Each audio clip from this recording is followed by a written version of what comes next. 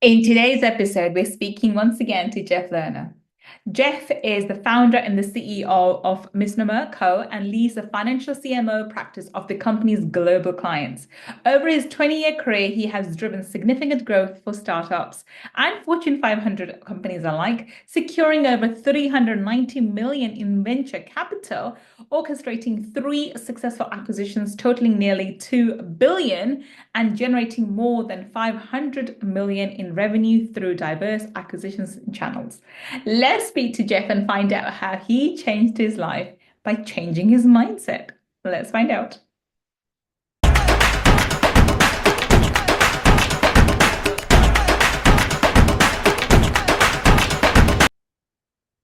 Welcome, welcome. This is Gull, your money mindset expert. And today I'm so excited. We're speaking to the amazing, the wonderful Jeff Lerner. Welcome, Jeff. Thank you, Gull. It's great to be here. Thank you so much for joining us, Jeff. Jeff, everyone's heard your intro. They know how fabulous you are. But please, in your own words, tell everybody what it is that you do.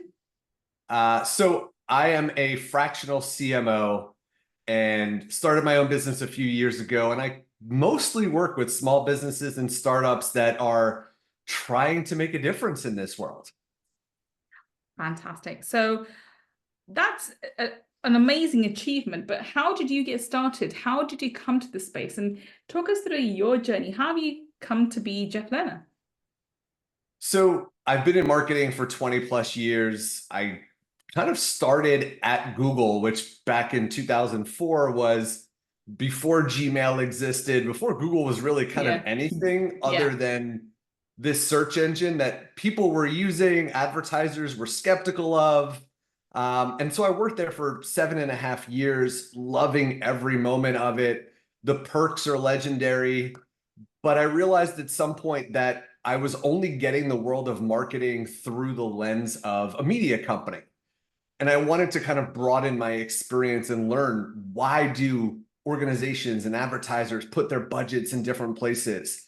So I went to go work for an agency leading some of their strategic marketing and branding efforts. Great experience. It made me realize pretty quickly I didn't want to work at an agency forever because that's a really hard gig. And so then I got an opportunity to go lead some of the marketing and e-commerce efforts at Cricket Wireless, where I led a lot of that on the, from a corporate standpoint through our acquisition by AT&T, and realized this is where I want to be. I want to be on that corporate brand marketing side. And so I've done that did that for a few years. And then that kind of got me into starting my own company and starting my own business, kind of in some ways based on COVID and other ways based on circumstance and losing a job, but really kind of this idea of I wanted to be able to help multiple organizations if I could. I wanted to really focus on things I'm passionate about. And so for the last 2.5 years, that's been my focus, is bringing my experience, both media company, agency, corporate marketer, to these companies to help them kind of overcome whatever obstacles they're facing from that brand and marketing side. Wow. Okay, so that's a fully loaded answer. There's so much to unpack from there. That's So what I figured. so let's start slowly.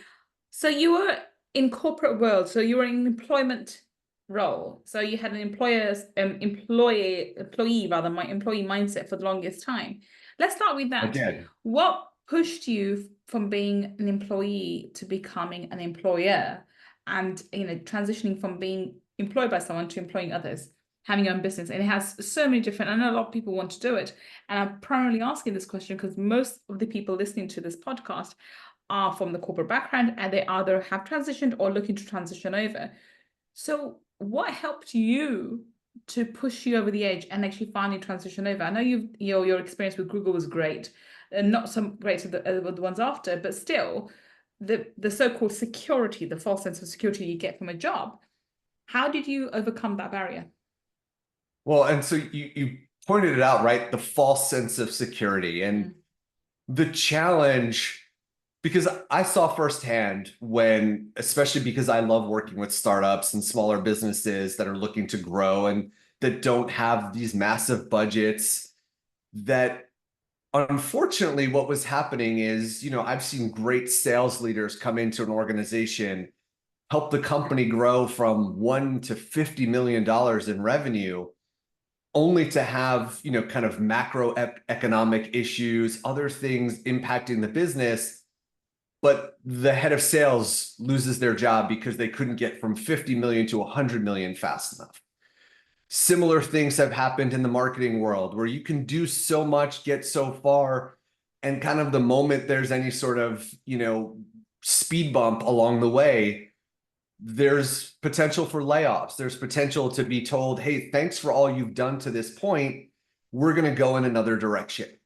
And I get it. That's part of the corporate world, right? But for me, I sat there and evaluated this and said, the idea that I could be putting my best years, if you will, into this only to at any given time get a phone call that says, hey, thanks, but we're going somewhere else, was just didn't sit well with me anymore.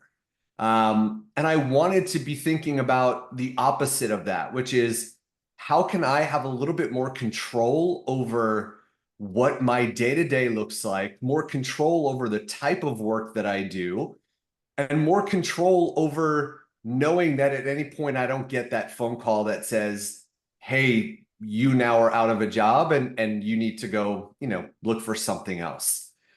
And so it was a monumental leap. It was a struggle. The first 6 months to a year were brutally difficult. But I look back now and it's hands down the best decision I ever made. And the one key component of all of this is I have 2 young kids. They still want to hang out with me at this point. They're still okay with dad being involved in, sports and other things with them. And because I worked for myself and because I set my own schedule, I prioritize them over anything else. And I don't need to ask anyone's permission to say, I'm going to be done at work at 3 o'clock today because I'm taking my kids to a ball game. I think the biggest perk you can say of being your own boss is you can set your own time. And I know that was the most important factor when I was looking up to go into to work for myself. It was the time that I had, that I could choose how I spent, and especially if I needed to prioritize my kids. Kids always came first, so we were able to give them that time, and that kind of freedom is not available in employment. You can have to some extent, because I think as a boss that in some of my businesses, I make family first. So if, for example, my team members and they've got the kids' sports day or whatever else, that's not conventionally an adequate reason to take time off. For me, yeah, because that you may not think much of it, but the kid would remember for the rest of their life that my dad and my mom showed up for my sports day. So I sort of create that environment for my team members, but I know that's few and far between. Not many people have that ability to do so. Right. And therefore in employment, you are limited to what your employer will allow. I'm just lenient. And therefore I'm able to, because I prioritize differently, but most people don't.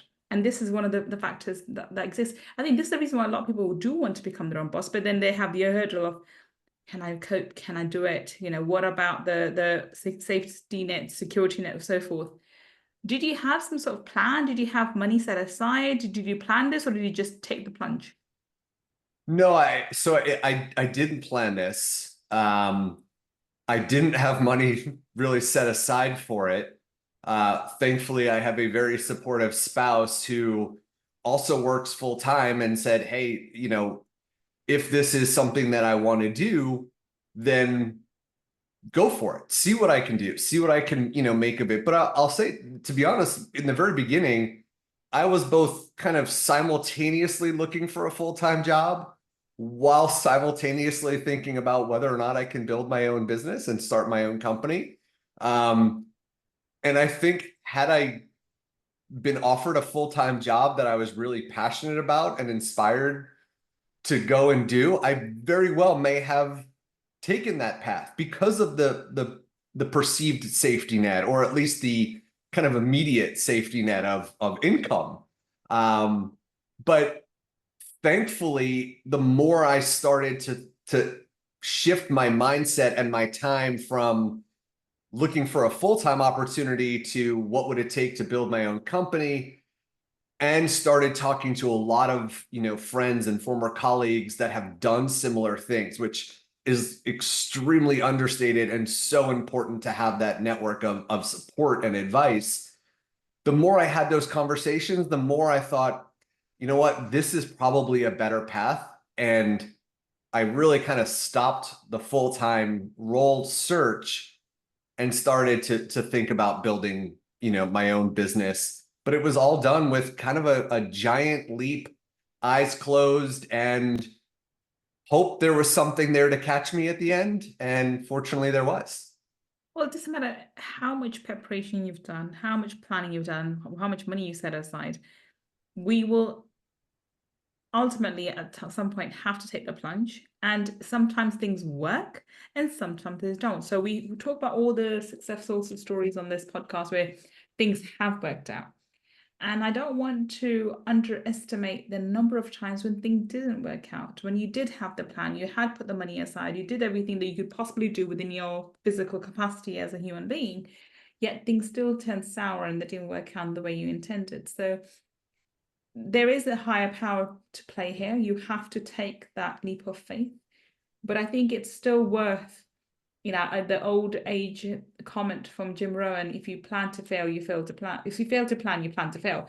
So Yes. we have to have some kind of an idea of what you want to do, and therefore you should plan. So keeping that point in mind, what would you say to your younger self? How would you do things differently? Things have worked out for you, but it's been very stressful and you came with a lot of I'm sure sleepless nights.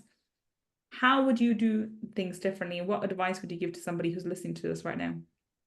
Well, that's a great point. And I think if I could go back, the 2 years, 2.5 years, even, one thing I didn't prepare myself for was understanding what the difference was between a full-time in-house CMO and what a fractional remote getting to know a new organization CMO looks like in terms of expectations, communication, and a lot of things like that across the board. I went into this thinking about, how do I grow a business? How do I find clients? What does all that look like? And I never really did a lot of planning on, well, what do I do when I get the client? I just thought, well, my experience will just take me there. And that's not the case. My first client that I had, I failed.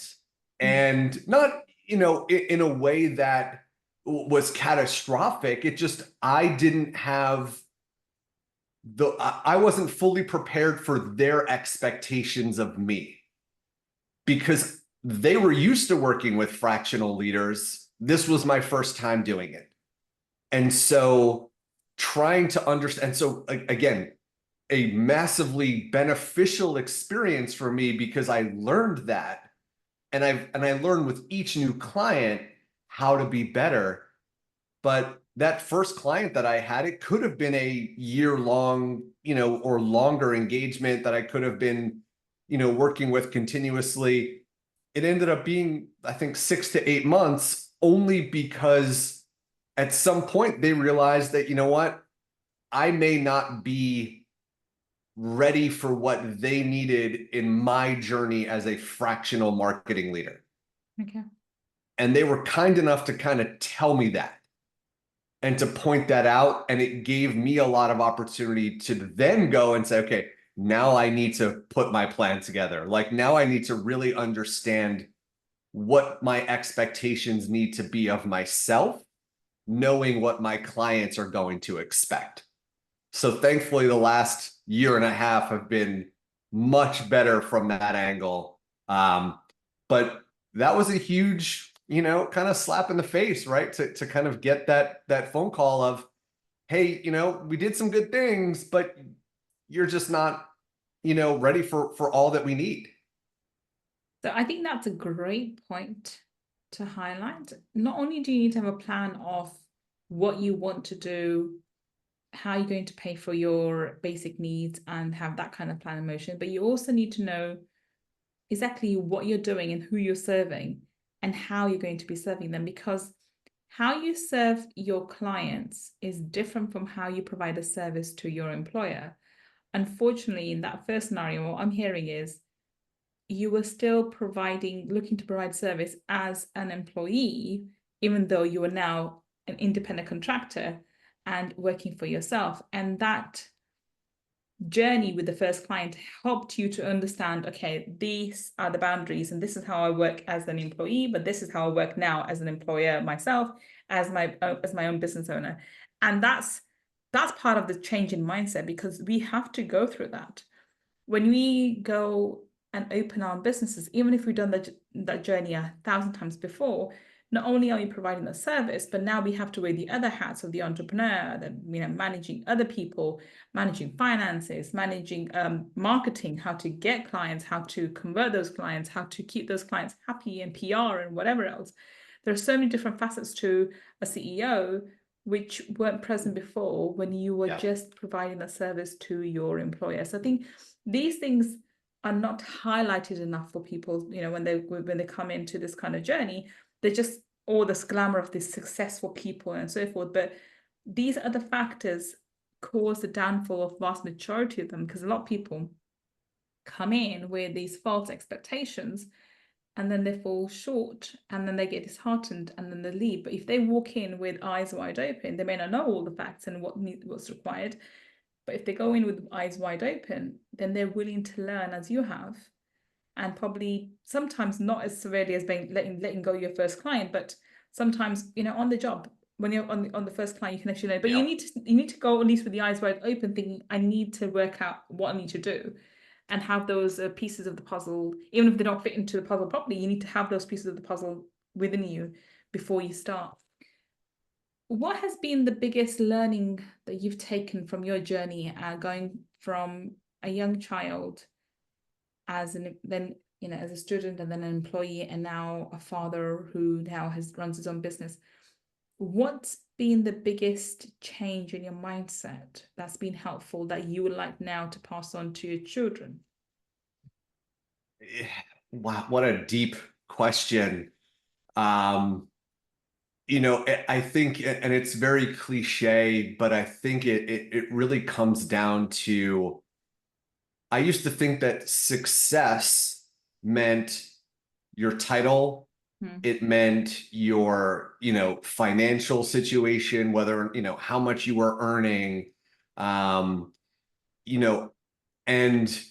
you were judged by the world around you, right? I was so focused on the professional judgment, right? Like I wanted people I worked with or people that I knew in a professional mindset to be judging me in a positive way about the things that I've accomplished, right? As if my resume was the most important thing.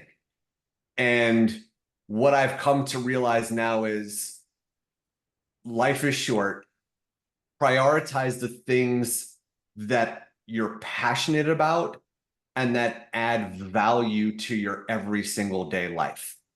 And for me, that is, that balance you talked about of kids, right? And the ability for me to just be present and available to them whenever they need me for whatever they want, and enjoying those experiences, because let's be honest, like as they become teenagers, they're not going to want to hang out with me. So that's fine. I promise you they won't. Right. So like I want to take advantage of that now while I can. But it also is, I love what I do. I love being a marketer. I love helping take brands from nothing into something, all of that. But I need to be passionate about the brand and what they're doing and their mission and, all of those things, because that fulfills me, right? Like I don't want to go work for a company where I don't love the product or service, where I don't even agree with it, but it's a paycheck. And I have a lot of friends and colleagues that are in jobs that they may love their job, but they don't love their company. And that to me is a big miss because you spend so much time there. And so if I look back, it would tell me what I would tell myself over and over again is find the things that I love and that I'm passionate about and that will make a difference and go all in on those things and forget the noise of requiring external validation for my choices because I don't need external validation. I only need my own. That is a sign of maturity as far as I'm concerned. So as soon as you let go of this need, which we all have growing up, by the way, so this is not just true to you, me, and so everybody else. I think as we grow mentally and emotionally, we move away from the need that we have for external validation because we have this. I think as children, we want our mommy and daddy to approve us, and then it's the teachers, and then it becomes our friends and employers and whatever else around you. But I think when we get to the point, and this takes time and this takes a lot of hits, and this is why I think the quickest way to get there is through entrepreneurship because you get so many knockbacks, you get so many lessons taught to you early on, teaches you a lot of humility, but at the same time, it really brings this point home that you need no one's validation except your own. And the definition of success for every single person will be different. And I'm just going to add something here that I'm a money mindset person. So money is of the utmost important to me because I think money can do a lot and you should be focusing on money. But it's not you cannot judge anyone or gauge success based on the amount of money they have in the bank account. That is the worst way to estimate someone's success. The success is the amount of fulfillment they have, the kind of relationships they have, and if they're living the life purpose. And if they're living the life purpose, they could be a pauper living in a hut somewhere, living off the land, and they are extremely successful if that's what their life purpose is and that's what they intend to do.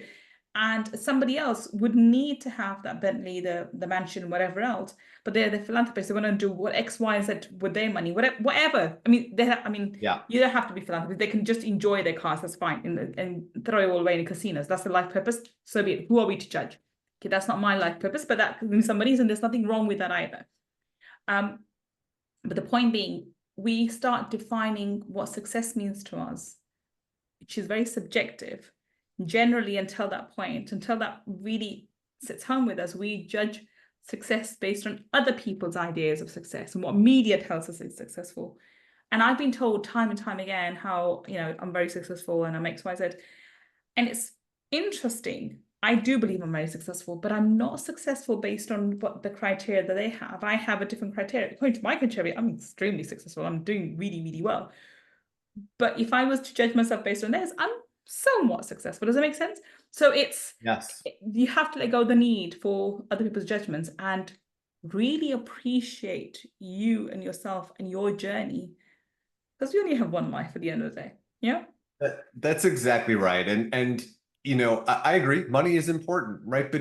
But for me and why I'm trying to earn is because that gives me the ability to have the experiences that I want. And choice. So exactly. So I don't need to buy the biggest house on the block or to do this. I don't need the super fancy car. My car is 10 years old.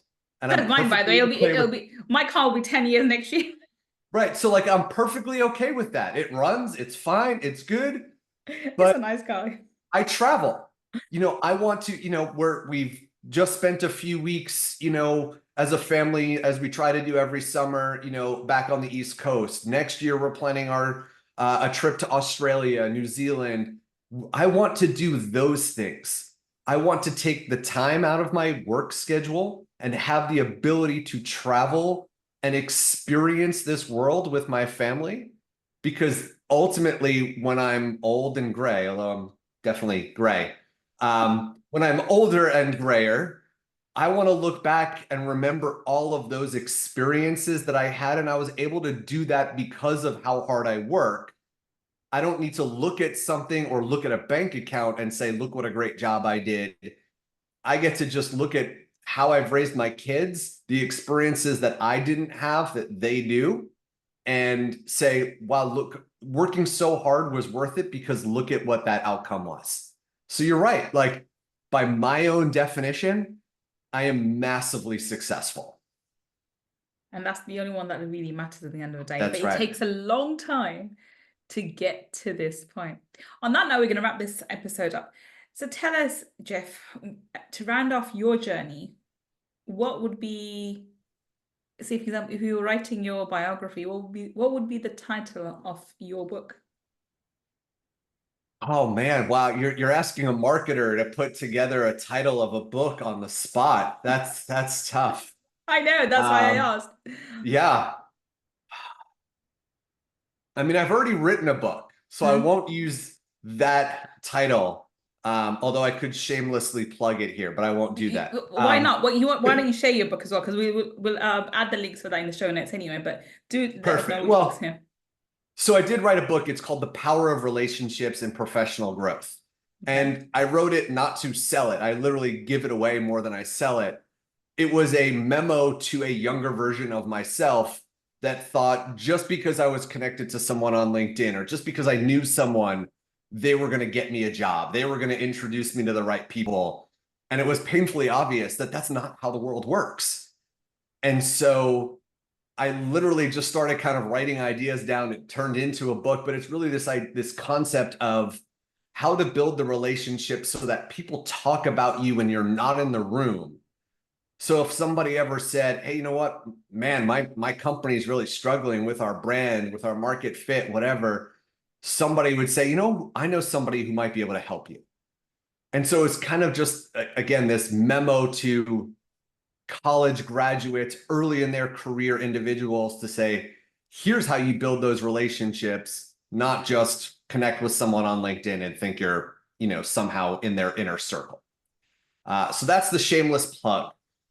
In terms of, my book, I guess about my life or, what I've accomplished is I am, as my friends would like to tell me, I am not a tall person, as they often point out. So I guess maybe the title of my book could be something along the lines of, um, how to go big when you feel small.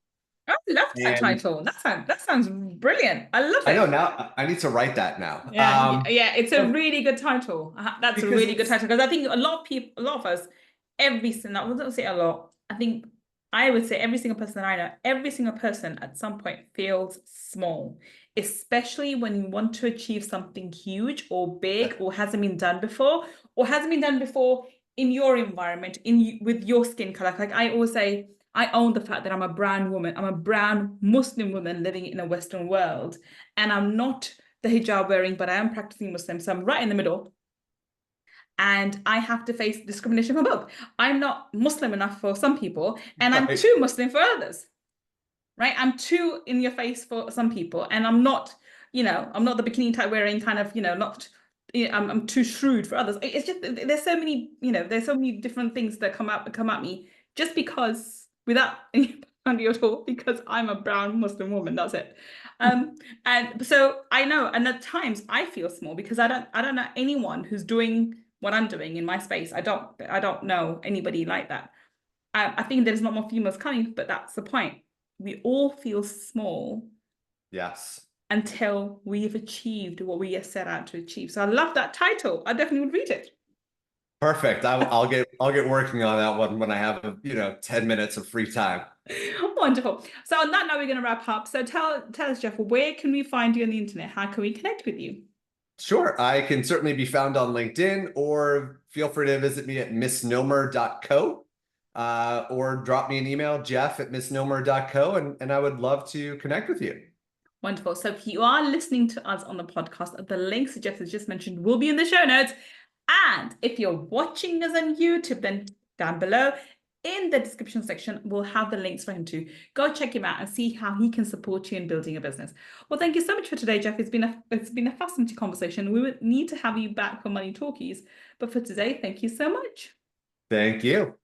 And thank you for listening to me and Jeff today on Friday Feature. I will be back with another amazing guest, finding out how you and I can change our life by changing our mindset. Until the next time, this is Gull signing off. Take care and bye for now.